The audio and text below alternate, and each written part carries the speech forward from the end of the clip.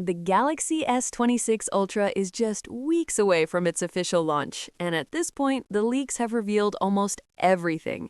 Today, I'm breaking down all the confirmed details about what's shaping up to be the most powerful flagship smartphone of the year, including the expected pricing and the official release date. But before we dive in, let's address the bigger picture. Since 2020, Samsung's direction has been confusing. A company that once led innovation started getting criticized for chasing Apple and slowly copying the iPhone step by step. However, this year genuinely feels different. We'll save that debate for the end of the video because for the first time in a long while, we finally have a clear and complete picture of what the Galaxy S26 Ultra really is. And there are some truly meaningful upgrades here. So for once, we're not starting with the design. Let's begin with the display. Simply put, Samsung is still the undisputed king of smartphone displays, and the Galaxy S26 Ultra isn't giving up that crown. The phone keeps the same massive 6.9-inch dynamic AMOLED 2X panel as last year, but the real upgrades are happening under the hood. This time, Samsung is using a new M14 panel combined with COE technology, and that's a big deal. These improvements deliver better color accuracy, higher contrast, sharper clarity, and most importantly, improved power efficiency. While this display technology is technically capable of reaching up to 6,000 nits of peak brightness, reports suggest Samsung will cap it at around 2,600 nits, similar to the S25 Ultra. And the reason is simple: better battery life instead of chasing unrealistic brightness numbers. There's also a brand new and confirmed feature that once again keeps Samsung ahead of the competition: a privacy display. This feature limits visibility from side angles, making it much harder for people around you to peek at your screen. As for the front camera, leaks suggest the punch hole cutout will be slightly larger this year. That's because the selfie camera now uses a wider aperture lens.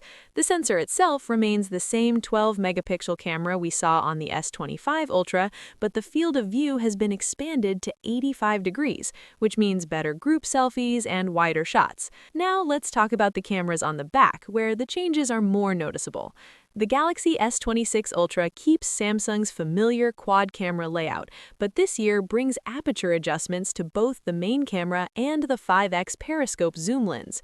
The ultra-wide and 3x telephoto cameras remain unchanged. On paper, these upgrades may seem minor, but when combined with Samsung's new image processing improvements, we should see a clear jump in both photo and video quality. That said, I still personally wish Samsung had upgraded the 3x zoom sensor. Moving on to performance, the Galaxy S26 Ultra will be powered by Qualcomm's Snapdragon 8 Elite Gen 5 processor. Thanks to Samsung's close collaboration with Qualcomm, we're getting a special 4-Galaxy version with higher clock speeds. Based on everything we know so far, this is expected to be the most powerful mobile chip of the year, even outperforming Apple's A19 Pro. But performance isn't the only story here. Efficiency is just as important, and that brings us to the battery. Samsung is once again sticking with a 5,000 mAh battery for the 6th year in a row, a capacity that dates back all the way to the Galaxy Note era. However, the real upgrade this year isn't battery size, it's efficiency. With a more efficient chip, power-saving display technology, and smarter brightness limits, real-world battery life should see a noticeable improvement. It may not look impressive on a spec sheet, but in everyday use, this is where users will actually feel the difference, and that matters. Charging is also getting a welcome upgrade. The Galaxy S26 Ultra will support Qi 2 magnetic wireless charging at up to 25 watts, and wired charging finally jumps to 60 watts, up from 45 watts on the S25 Ultra. That's a meaningful improvement. Now let's talk about the design. The Galaxy S26 Ultra's design is now fully clear and essentially confirmed. We've already discussed it in previous videos, so I won't repeat everything here. What is new, however, are the colors. According to reliable sources like Ice Universe and Evan Blass, Samsung is introducing a new hero color this year, Cobalt Violet. And if you were worried about an orange color option, don't worry, Samsung isn't copying Apple this time. But here's where things get controversial.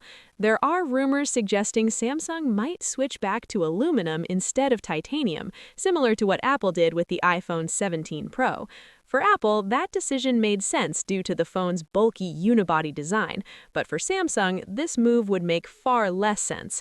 The S25 Ultra is already one of the lightest flagship phones on the market, and Samsung has some of the best thermal management in the industry.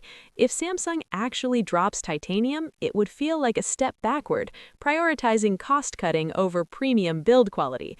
I genuinely hope titanium stays because this is an Ultra phone, and that's exactly how it should feel. Finally, let's talk about launch details. The Galaxy S26 Ultra is expected to be announced at Samsung Unpacked on February 25th, with availability starting on March 11th. As for pricing, yes, increases are expected this year due to rising component costs and the ongoing RAM shortage. However, leaks suggest Samsung will likely keep US pricing unchanged to stay competitive with the iPhone 17 lineup. Overall, the Galaxy S26 Ultra feels like a meaningful upgrade over last year's model. It's not a radical redesign, but it's a smart, refined evolution done the right way. What do you think about the Galaxy S26 Ultra? Let me know in the comments. For more accurate and up-to-date leaks, check out the next video. Don't forget to like and subscribe. Thanks for watching, and I'll see you in the next one.